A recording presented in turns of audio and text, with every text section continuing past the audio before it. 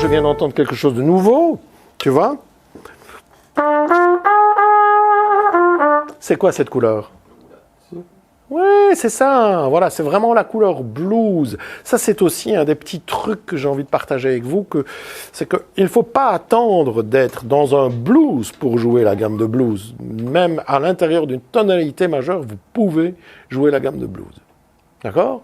Alors, bien entendu, on ne va pas exagérer non plus, c'est à utiliser avec parcimonie, tout ça. Tu vois? Les inflexions qu'après on va retrouver dans le blues, les inflexions sont là. C'est quoi les inflexions? C'est les inflexions qu'on met sur la gamme pentatonique. La gamme pentatonique mineure et la gamme de blues sont très très proches. Hein? Je ne vais pas rentrer dans le détail, mais la gamme pentatonique mineure, c'est très facile. L'aventurier, hein, Indochine. Tu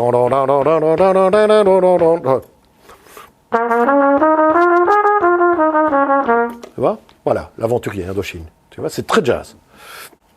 Et la gamme de blues, il y a juste une note supplémentaire. C'est la carte augmentée.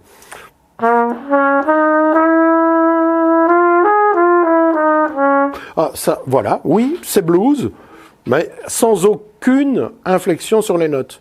Donc, ce qu'on va essayer de faire, c'est, vous avez tous entendu parler des blue notes. Voilà. Il y en a 3 sur la tierce, sur cette carte augmentée et sur la 7e. Ça, c'est complètement flat. Il n'y a rien du tout qui se passe. Mais si j'essaie de tirer cette tierce vers le haut,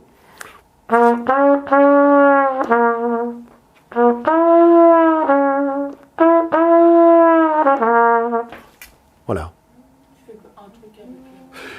Je remonte un peu ma langue. Tu vois, qu'est-ce qui se passe? Je remonte ma langue, j'augmente la vitesse de l'air. On en a parlé tout à l'heure. Voilà. C'est tout simplement ça. Comment vous pouvez y arriver aussi? C'est travailler à l'envers et travailler en faisant un bending sur les notes. Est-ce que vous travaillez ça un petit peu, le bending? Pas encore. Ça peut être quelque chose de très sympa. Donc en fait, le concept, c'est on va reproduire la même chose qu'on pourrait faire dans l'embouchure, c'est essayer de descendre un demi-ton plus bas.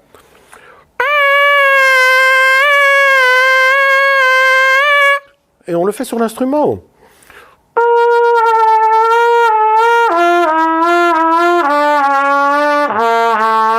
Voilà, tout simplement. Ici, le concept, c'est la même chose, si tu veux, mais à l'envers. D'accord? Le blues, peut-être qu'on aura l'occasion d'en parler tout à l'heure, mais au départ, il n'avait pas du tout une forme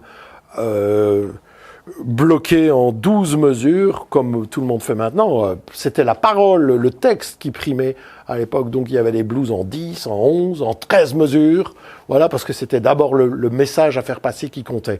Mais le concept était là aussi. Des accords dominants, voire 1, 2 ou 3 degrés.